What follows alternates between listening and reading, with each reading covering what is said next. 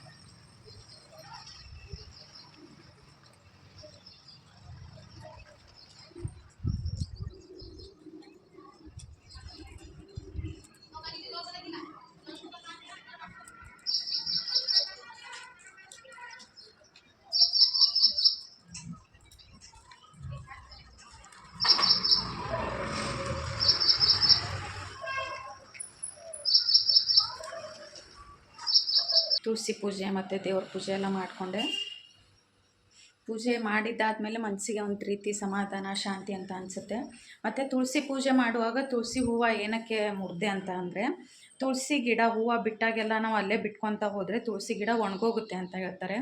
ಅಂದರೆ ಅದಕ್ಕೆ ನಾವು ಎಷ್ಟೇ ನೀರು ಹಾಕಿದ್ರೂ ಒಣಗೋಗುತ್ತೆ ಅಂತ ಹೇಳ್ತಾರೆ. ಅದಕ್ಕೆ ತುಳಸಿ ಗಿಡ ಒಂದು ಸ್ವಲ್ಪ ಹೂ ಬಿಟ್ಟು 2-3 ದಿನ ಆದಮೇಲೆ ಆ ಹೂವನ್ನು ಮುರಿದ್ಬಿಡ್ಬೇಕು ನಾವು. ಅಂದರೆ ತುಳಸಿ ಗಿಡ ಚೆನ್ನಾಗಿ ಬೆಳೆಯುತ್ತೆ ಅಂತ ಹೇಳ್ತಾರೆ. ನಾವು ಒಂದು 6 ದಿವಸ ಊರಿಗೆ ಹೋಗಿದ್ವಿ. ಊರಿಗೆ ಹೋಗಿದ್ರದ್ರಿಂದ ಸ್ವಲ್ಪ ಕ್ಲೀನಾಗಿ ಮುರಿಯೋದಕ್ಕಾಗಿರಲಿಲ್ಲ. ಅದಕ್ಕೆ ಸ್ವಲ್ಪ ಒಣಗೋಗಿರೋ ಥರ ಆಗಿದೆ ನೋಡ್ಬೋದು. ತುಳಸಿ ಪೂಜೆನ ಮಾಡ್ಕೊಂಡಿದ್ದೀನಿ. ಅಂದರೆ ಹೂವು ಬಿಟ್ಟಾಗೆಲ್ಲ ಮುರಿತಾ ಇರಬೇಕು ಅಂತ ಹೇಳ್ತಾರೆ. ಅಂದರೆ ಗಿಡ ಚೆನ್ನಾಗಿ ಬೆಳೆಯುತ್ತೆ ಅಂತ.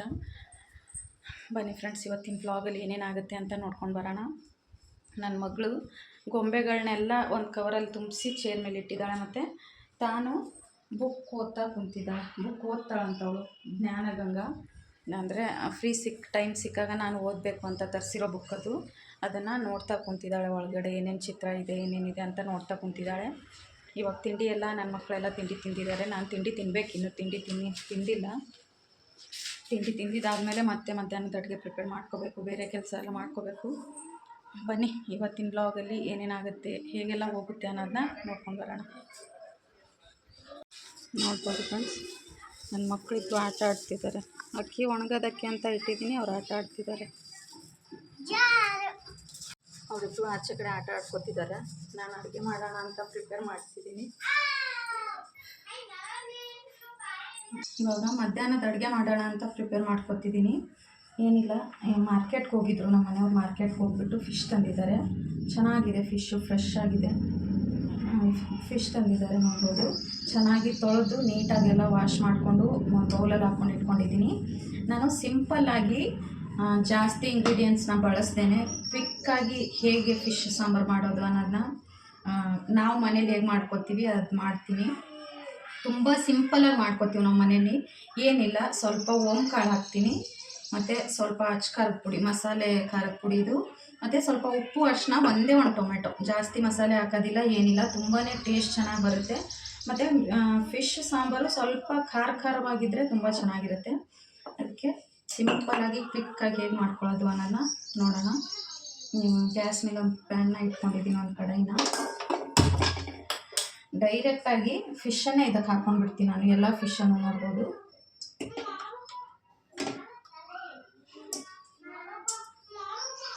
ಗ್ಯಾಸ್ ಫ್ಲೇಮ್ನ ಲೋನಲ್ಲಿ ಇಟ್ಟಿರಬೇಕು. ಜಾಸ್ತಿ ಹೈನೂ ಇರಬಾರ್ದು ಮತ್ತು ಮೀಡಿಯಮು ಇರಬಾರ್ದು. ಲೋ ಫ್ಲೇಮಲ್ಲಿ ಇಟ್ಬಿಟ್ಟು ಹಾಕ್ಕೋಬೇಕು.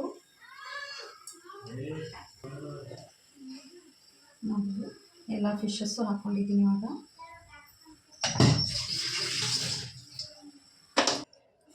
ನೋಡ್ಬೋದು, ಫಿಶ್ ಎಲ್ಲ ಹಾಕ್ಕೊಂಡಾದ್ಮೇಲೆ ಮಸಾಲೆ ಖಾರ. ಈ ಮಸಾಲೆ ಖಾರ ಒಳಗಡೆ ನಾವು ಧನಿಯಾ ಬೀಜ ಎಲ್ಲ ಮಿಕ್ಸ್ ಮಸಾಲೆ ಎಲ್ಲನೂ ಹಾಕಿಬಿಟ್ಟೆ ಮಸಾಲೆ ಖಾರನ ರೆಡಿ ಮಾಡಿಸಿರ್ತೀವಿ.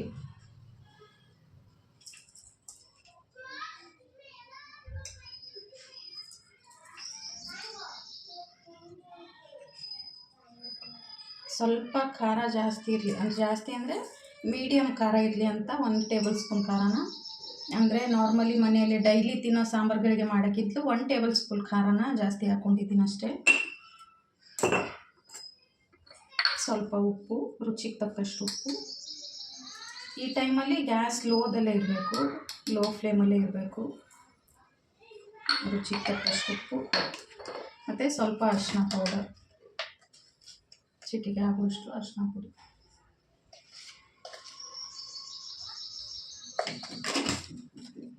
ಇಷ್ಟೆಲ್ಲ ಹಾಕ್ಕೊಂಡಾದ್ಮೇಲೆ ಎಣ್ಣೆ ಹಾಕ್ಕೋಬೇಕು. ನಾವು ಡೈರೆಕ್ಟಾಗಿ ಇದಕ್ಕೇ ಎಣ್ಣೆ ಹಾಕ್ಕೊಂಡ್ಬಿಡ್ತೀನಿ. ಒಂದು 2ರಿಂದ 3 ಟೇಬಲ್ ಸ್ಪೂನ್ ಆಗುವಷ್ಟು ಎಣ್ಣೆನ ಹಾಕ್ಕೊತೀನಿ. ಎಲ್ಲ ಕಡೆ ಹಾಕ್ಕೋಬೇಕು ಎಣ್ಣೆ.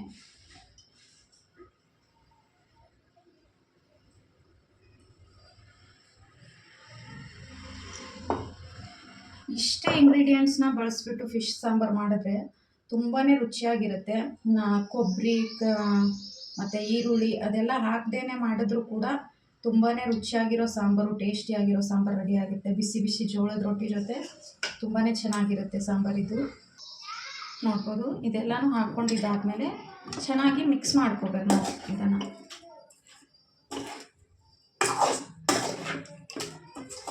ಅಂದರೆ ಎಲ್ಲ ಕಡೆ ಹೊಂದ್ಕೊಳ್ಳೋ ರೀತಿ ಖಾರ ಉಪ್ಪು ಎಲ್ಲ ಫಿಶಸ್ಗೂ ಹೊಂದ್ಕೊಳ್ಳೋ ರೀತಿ ಮಿಕ್ಸ್ ಮಾಡ್ಕೋಬೇಕು.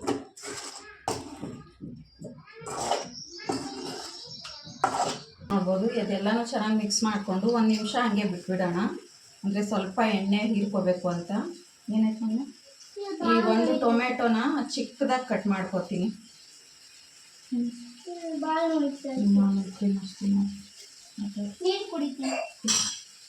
ನೋಡಿ, ಈ ರೀತಿ ಒಂದು ಬೌಲಲ್ಲಿ ಚಿಕ್ಕದಾಗಿ ಕಟ್ ಮಾಡ್ಕೊಂಡ್ಬಿಡ್ತೀನಿ.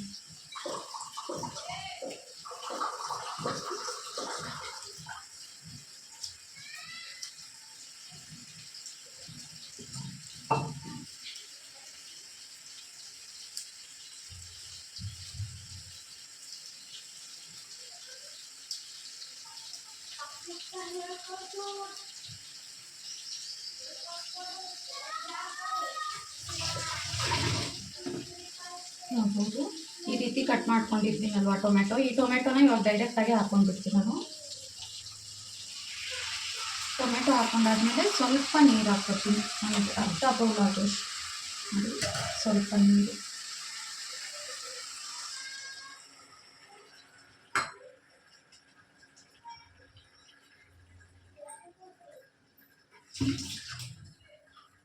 ಇಷ್ಟು ಹಾಕ್ಕೊಂಡಿದ್ದೀನಲ್ವ. ಇವಾಗ ಮತ್ತೆ ಚೆನ್ನಾಗಿ ಸ್ವಲ್ಪ ಮೀಡಿಯಮ್ ಫ್ಲೇಮ್ ಇಟ್ಕೊಂಡ್ಬಿಟ್ಟು ಚೆನ್ನಾಗಿ ಮಿಕ್ಸ್ ಮಾಡ್ಕೊಳ್ಳೋಣ.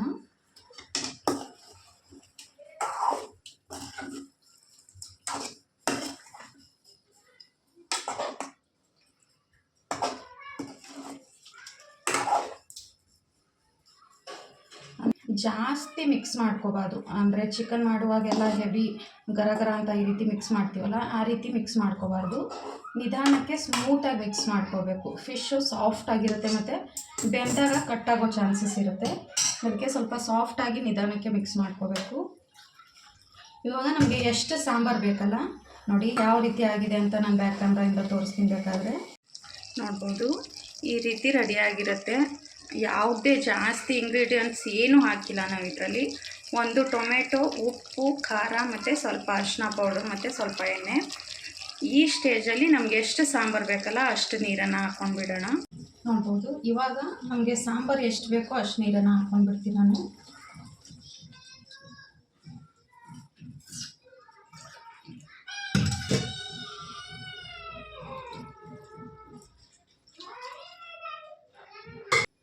ಅಂದರೆ ಆಲ್ರೆಡಿ ಸ್ವಲ್ಪ ಫಿಶ್ಶು ಕಾಲು ಭಾಗ ಬೆಂದಿರುತ್ತೆ. ಇಷ್ಟು ಮಾಡುವಷ್ಟರಲ್ಲಿ ಒಂದು ಕಾಲು ಭಾಗ ಫಿಶ್ ಬೆಂದಿರುತ್ತೆ. ಸ್ವಲ್ಪ ನಿಧಾನಕ್ಕೆ ಈ ರೀತಿ ಕೆಳಗೆ ತಳ ಹತ್ತಬಾರ್ದು ಅನ್ನೋ ರೀತಿ ಎಲ್ಲ ಕಡೆಯೂ ಸ್ವಲ್ಪ ಸ್ವಲ್ಪ ಸ್ಪೂನಿಂದ ಈ ರೀತಿ ಮಿಕ್ಸ್ ಮಾಡ್ಕೋಬೇಕಷ್ಟೆ.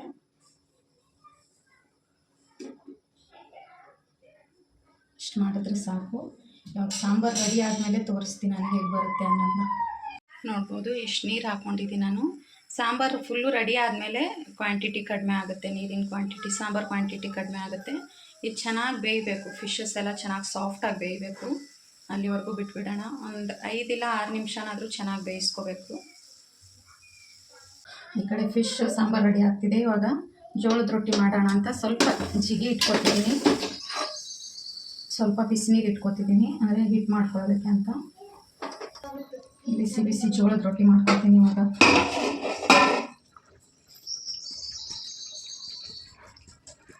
ಒಬ್ಬೊಬ್ಬರು ಎಲ್ಲ ಹಿಟ್ಟನ್ನು ಸಾಣಿಸ್ಕೊಂಡೇ ಇಟ್ಕೊಂಡ್ಬಿಟ್ಟಿರ್ತಾರೆ. ನಾನು ರೊಟ್ಟಿ ಮಾಡುವಾಗನೇ ಸ್ವಲ್ಪ ಸ್ವಲ್ಪ ಸಾಣಿಸ್ಕೊತೀನಿ.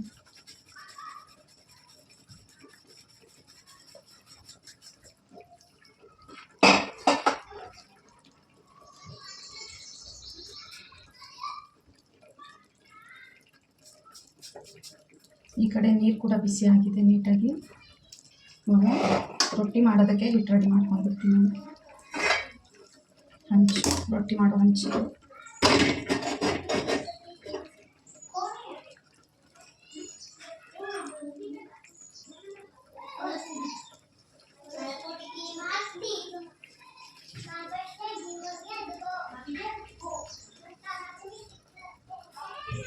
ಬಿಸಿ ಇರುತ್ತೆ ನೀರು, ನೋಡ್ಕೊಂಡು ನಿಧಾನಕ್ಕೆ ಮಾಡ್ಕೋಬೇಕು.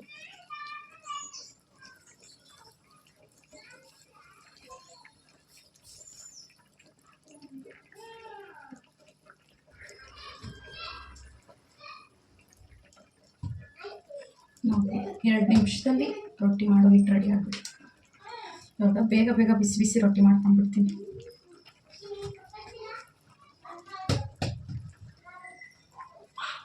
ನಾನು 2 ರೀತಿಯಲ್ಲೂ ರೊಟ್ಟಿ ಮಾಡ್ತೀನಿ. ಅಂದರೆ ತಟ್ಬಿಟ್ಟು ಕೂಡ ಮಾಡ್ತೀನಿ, ಮತ್ತು ಚಪಾತಿ ರೀತಿ ಲಟ್ಟಣಿಗೆಯಿಂದ ಲಟ್ಟಿಸ್ಕೊಂಡ್ಬಿಟ್ಟು ಮಾಡ್ತೀನಿ.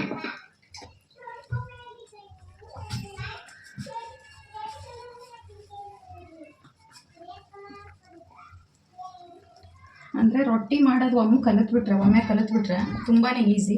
ಬಟ್ ಬರದೇ ಇರೋರಿಗೆ ಸ್ವಲ್ಪ ಟಫ್ ಅನಿಸುತ್ತೆ. ನೋಡಿದ್ರೇ ಯಪ್ಪ ಹೀಗೆಲ್ಲ ಮಾಡಬೇಕಲ್ಲ ಅಂತ ಅನಿಸುತ್ತೆ.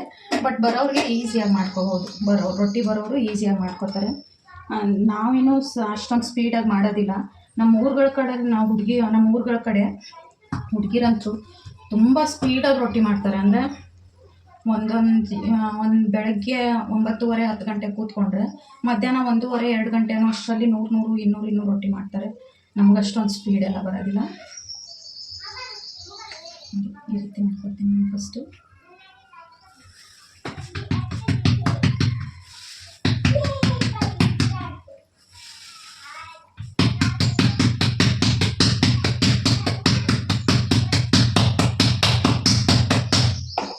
ಸ್ವಲ್ಪ ಕೈಗೆ ಹಿಟ್ಟನ್ನು ಹಚ್ಕೊಂಡು 2 ಕೈಯಿಂದನೂ ಕಡಿಬೋದು. ಸ್ವಲ್ಪ ರೊಟ್ಟಿ ಕೆಳಗಡೆ ಕೂಡ ಹಿಟ್ಟು ಹಾಕ್ಕೋತೀನಿ ನೋಡ್ಬೋದು.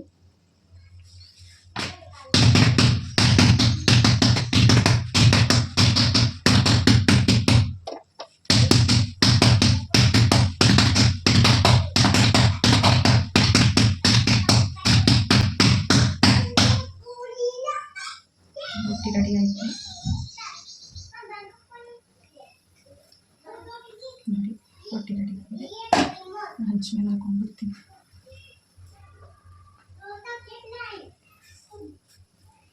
ಹಂಚ್ಮೇಲೆ ಹಾಕ್ಕೊಂಡ ತಕ್ಷಣ ರೊಟ್ಟಿ ಕೆಳಗಡೆ ಸ್ವಲ್ಪ ಹಸಿಟ್ಟನ್ನ ಹಾಕ್ಕೊಂಡು ಬಡ್ದಿರ್ತೀವಲ್ವ ನಾವು, ಅದಕ್ಕೆ ನೀರನ್ನು ಹಾಕ್ಕೋಬೇಕು.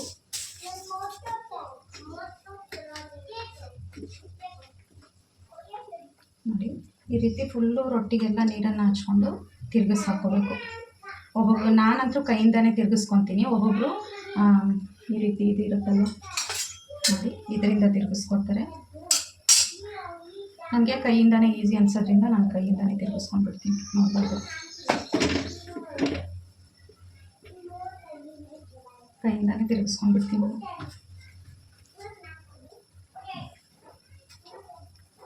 ಮತ್ತು ಇಷ್ಟೇ ಉಳ್ಳೆನ ತಗೋತೀನಿ, ಇಷ್ಟೇ ಇಟ್ಟು ಉಳ್ಳೆ. ಜಾಸ್ತಿ ದಪ್ಪ ರೊಟ್ಟಿ ಏನು ಮಾಡ್ಕೊಳ್ಳಲ್ಲ ನಾನು. ಅಂದರೆ ದಪ್ಪ ರೊಟ್ಟಿ ಮಾಡ್ಕೊಂಡ್ಬಿಟ್ರೆ ಒಂದೆರಡು ಹಂಗೆ ಉಳಿದ್ಬಿಟ್ರೆ ಆಮೇಲೆ ತಿನ್ನೋದಕ್ಕೆ ಒಂಥರ ಅನಿಸುತ್ತೆ, ಜಾಸ್ತಿ ದಪ್ಪ ಮಾಡ್ಕೊಂಡಾಗ.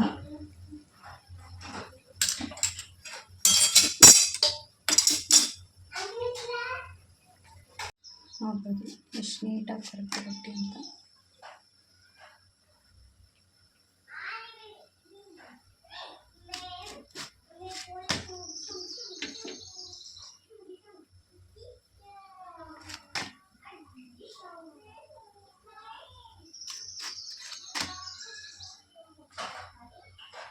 ಈ ರೀತಿ ಪ್ರೆಸ್ ಮಾಡಿಕೊಂಡು ನೀಟಾಗಿ ಬೇಯಿಸ್ಕೋಬೇಕು.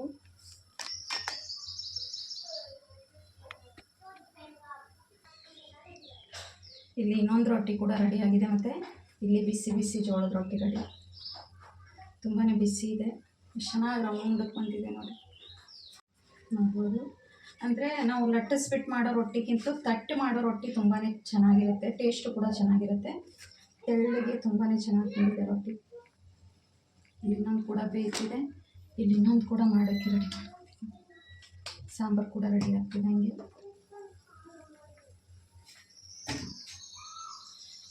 ನೋಡ್ಬೋದು ಫ್ರೆಂಡ್ಸ್, ಇಲ್ಲಿ ಸಾಂಬಾರು ಕೂಡ ನೀಟಾಗಿ ರೆಡಿ ಆಗ್ತಿದೆ. ಚೆನ್ನಾಗಿ ಬೇಯಿಸ್ಕೊಂಡೇ ತಿನ್ನಬೇಕು, ನಾನ್ ವೆಜ್ ಏನೇ ಇದ್ದರೂ. ನೋಡ್ಬೋದು ರೊಟ್ಟಿ ಎಲ್ಲ ಮಾಡಿಕೊಂಡೆ. ಶೆಕೆ ನೋಡ್ಬೋದು ನೀವೇ, ತುಂಬಾ ಶೆಕೆ ಇದೆ. ಇವಾಗಷ್ಟೇ ಬಂತು ಕರೆಂಟು. ಸಾಂಬಾರು ಕೂಡ ರೆಡಿಯಾಗಿದೆ. ಈ ಟೈಮಲ್ಲಿ ಗ್ಯಾಸ್ ಫ್ಲೇಮ್ನ ಆಫ್ ಮಾಡ್ಕೊಂಡ್ಬಿಡ್ತೀನಿ ನಾನು. ಆಫ್ ಮಾಡ್ಕೊಂಡ್ಬಿಟ್ಟೆ ಒಂದು ಸ್ವಲ್ಪ ಓಂಕಾಳನ್ನು ಹಾಕ್ಕೋಬೇಕು. ನೋಡಿ ಇಷ್ಟು, ಒಂದು ಚಿಕ್ಕ ಸ್ಪೂನಿಂದ ಒಂದು ಟೀ ಸ್ಪೂನ್ ಆಗುವಷ್ಟು ಓಂಕಾಳನ್ನು ಈ ರೀತಿ ಕೈಯಲ್ಲಿ ತಗೊಂಡು ಕೈಯಲ್ಲೇ ಸ್ಕ್ರಬ್ ಮಾಡ್ಕೋಬೇಕು ನಾವು. ಈ ರೀತಿ ನೋಡಿ, ಈ ರೀತಿ ಕೈಯಲ್ಲೇ ಸ್ಕ್ರಬ್ ಮಾಡ್ಕೊಂಡ್ಬಿಟ್ಟು ಸಾಂಬಾರು ಒಳಗಡೆ ಹಾಕ್ಕೋಬೇಕು. ನೋಡಿ ಈ ರೀತಿ ಸಾಂಬಾರಲ್ಲಿ ಹಾಕ್ಕೊಂಡಾದ್ಮೇಲೆ ಸ್ವಲ್ಪ ನಿಧಾನಕ್ಕೆ ಸ್ಮೂತಾಗಿ ಮಿಕ್ಸ್ ಮಾಡ್ಕೋಬೇಕು. ಅಂದರೆ ಒಳಗಡೆ ಓಂಕಾಳು ಹೊಂದ್ಕೊಳ್ಳೋ ರೀತಿಲಿ. ನೋಡ್ಬೋದು ಈ ರೀತಿ ಸ್ಮೂತಾಗಿ ಮಿಕ್ಸ್ ಮಾಡ್ಕೊಂಡ್ಬಿಟ್ಟು ಒಂದು 2 ನಿಮಿಷ ಮುಚ್ಚಿಟ್ಕೊಂಡ್ಬಿಡೋಣ.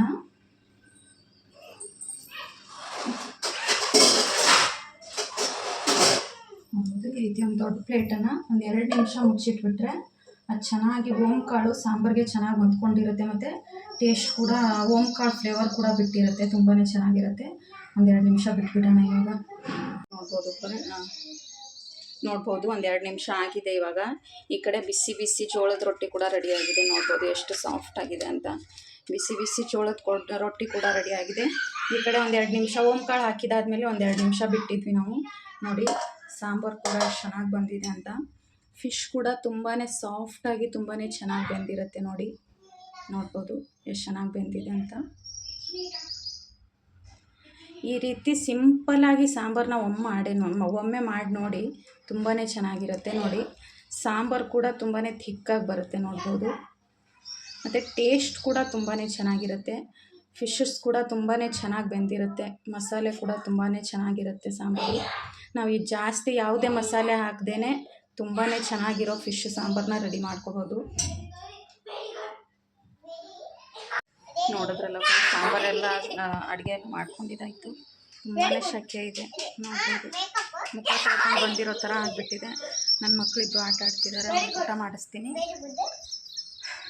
ಅವ್ರಿಗೆ ಊಟ ಮಾಡಿಸ್ಬಿಟ್ಟು ಮತ್ತು ಎಲ್ಲ ಮನೆ ತುಂಬ ಸಾಮಾನುಗಳು ಬಿಸಾಕಿದ್ದಾರೆ ನೋಡ್ಬೋದು. ಅಲ್ಲಿ ಗೊಂಬೆ, ಅಲ್ಲಿ ಶರ್ಟು, ದಿಂಬ ಎಲ್ಲ ಮನೆ ತುಂಬ ಸಾಮಾನುಗಳು ಬಿಸಾಕಿದ್ದಾರೆ. ಎಲ್ಲನೂ ತೆಗೆದು ನೀಟಾಗಿ ಇಟ್ಕೊಂಡು ಅವ್ರಿಗೆ ಊಟ ಮಾಡಿಸ್ಬಿಡ್ತೀನಿ ಇವಾಗ. ನೋಡಿದ್ರಲ್ಲ ಫ್ರೆಂಡ್ಸ್, ಇವಾಗ ನೈಟೇ ವಿಡಿಯೋನ ಕಂಟಿನ್ಯೂ ಮಾಡ್ತಿರೋದು ನಾನು. ನೈಟ್ ಅಡುಗೆಗಂತ ಏನು ಮಾಡಿಲ್ಲ, ರೊಟ್ಟಿನೂ ಇದೆ, ಸಾಂಬಾರು ಇದೆ, ಸ್ವಲ್ಪ ವೈಟ್ ರೈಸ್ ಮಾಡ್ಕೊಡ್ತೀನಿ ಅಷ್ಟೇ. ಅಲ್ಲೇ ಸಾಯಂಕಾಲ ಸ್ವಲ್ಪ ಇವ್ರಿಗೆ ಆಟ ಆಡ್ಸೋಕೆ ಆಚೆ ಕರ್ಕೊಂಡು ಹೋಗಿದೆ. ಇವಾಗಲೂ ಮನೇಲೂ ಆಟ ಆಡ್ತಿದ್ದಾಳೆ ಇವರು. ಪರಿ ಕೂಡ ಆಟ ಆಡ್ತಿದ್ದಾಳೆ.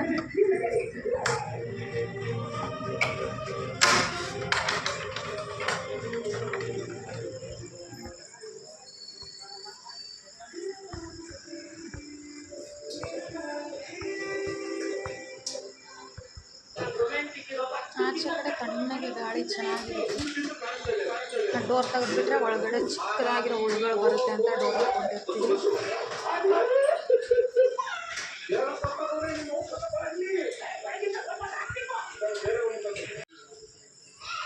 ನನ್ನ ಮಗ ಈ ಟೈಮಲ್ಲಿ ಬಬಲ್ಸ್ ಆಡ್ತಿದ್ದಾನೆ. ಇವತ್ತು ಅವನು ಹೋಗಿದ್ದ ಮಾರ್ಕೆಟ್ಗೆ, ಅಲ್ಲಿಂದ ತಗೊಂಡು ಬಂದಿದ್ದಾನೆ, ಆಟ ಆಡ್ಕೊತಿದ್ದಾನೆ.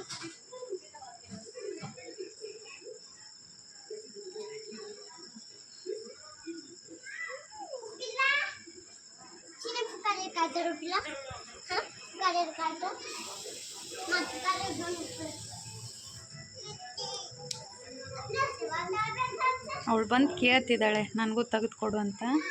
ಅದಕ್ಕೆ ಅವ್ರ ಅಣ್ಣ ಹೋಗಿ ತೆಗೆದುಕೊಡ್ತಿದ್ದಾನೆ.